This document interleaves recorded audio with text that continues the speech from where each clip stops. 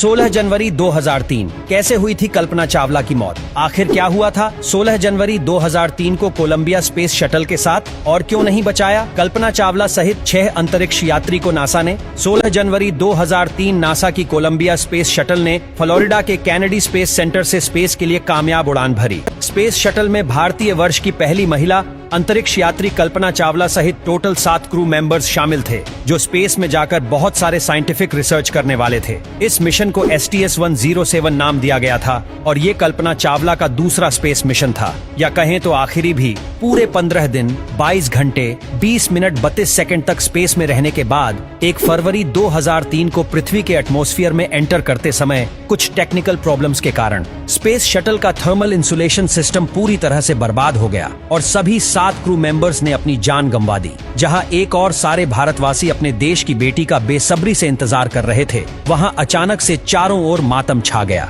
16 जनवरी 2003 को आखिरकार Colombia space shuttle ने फ्लोरिडा के कैनेडी स्पेस सेंटर से अपनी 10T-8 और आखिरी उड़ान भरी। लॉन्च के दौरान ही स्पेस शटल के एक्सटर्नल फ्यूल टैंक से एक इंसुलेशन फोम का टुकड़ा टूट गया, और क्योंकि स्पेस शटल की स्पीड बहुत ज्यादा तेज थी, तो जब वो छोटा सा टुकड़ा जाकर ऑर्बिटर के लेफ्ट विंग से टकराया तो उसमें छेद हो गया। आपको बता दूं कि जब एक स्पेस शटल अर्थ के एटमॉस्फेयर में एंटर या एग्जिट करता है तो उसे बहुत ज्यादा हिट का सामना करना पड़ता है। इसी हिट से बचने के लिए स्पेस शटल के हर एक पार्ट में थर्मल प्रोटेक्शन इंसुलेशन फोम लगाया जाता है। इंसुलेशन फोम का टुकड़ा जाना कोई नई बात नहीं थी, बल्कि नासा के पिछले मिशंस में भी ऐसा कई बार हो चुका है, लेकिन इस बार शायद इससे कुछ ज्यादा ही डैमेज हो गया था। रिपोर्ट्स की माने तो नासा के वैज्ञानिक को इस डैमेज की खबर पहले ही लग चुकी थी। मतलब कि स्पेस शटल के लॉन्च होने के बाद ही वो जान चुके थे कि कोलंबिया स्पेस शटल में छेद हो चुका है, लेकिन फिर भी उन्होंने एस्ट्रोनॉट्स को इसके बारे में कोई जानकारी नहीं दी। तो आखिर उन्होंने ऐसा क्यों किया, और क्या उनकी लापरवाही के कारण ही ये दर्दनाक इंसिडेंट हुआ था?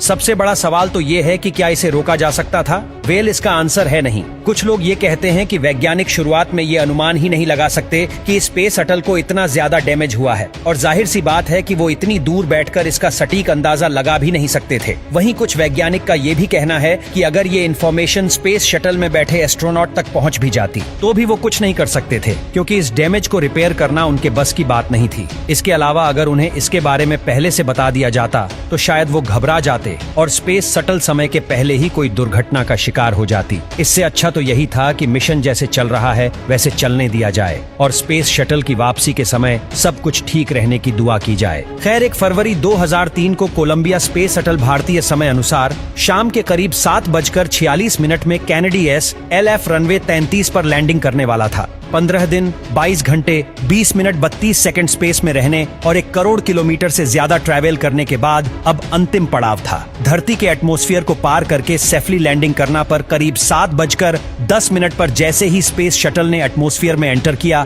वैसे ही ऑर्बिटर के विंग में हो चुके छेद से गर्म गैसेस अंदर आने लगी। वहां का थर्मल सेंसर बहुत ही हाई टेम्परेचर शो करने लगा और आखिरकार उसने काम करना बंद कर दिया। देखते ही देखते पूरी स्पेस शटल का यही हाल हुआ। 7:30 बजे के करीब तक स्पेस शटल के अंदर का प्रेशर अनकंट्रोल्ड हो चुका था और शायद इस समय तक सारे क्रू मेंबर्स बेहोश भी हो चुके होंगे। अगले 5 मिनट में ही कोलंबिया स्पेस शटल टुकड़े टुकड़े होकर अमेरिका के टेक्सास शहर के ऊपर आग का गोला बनकर बरस गया। नीचे जमे भीड़ ने जो नजारा देखा वो बहुत ही भयानक था। लोगों को तेज आवाजें आ रही थीं, आसमान में धुआं दिख रहा था और स्पेस शटल के टुकड़े नीचे गिर रहे थे। जो मिशन अपनी सफलता से स्पेस हिस्ट्री में नई कहानी लिखने वाला था, वो एक बुरी याद बनकर हमेशा के लिए अमर हो गया, और उसके साथ ही अमर हो गए वो सारे क्रू मेंबर्स जिन्हें उस दिन हमने हमेशा के लिए खो दिया। उनमें से mission commander Rick Husband, pilot William McCool, payload specialist Ilan Ramon, mission specialist David Brown, Michael Anderson, Laurel Clark और कल्पना चावला, सभी ने इस मिशन में अपनी जान गंवा दी।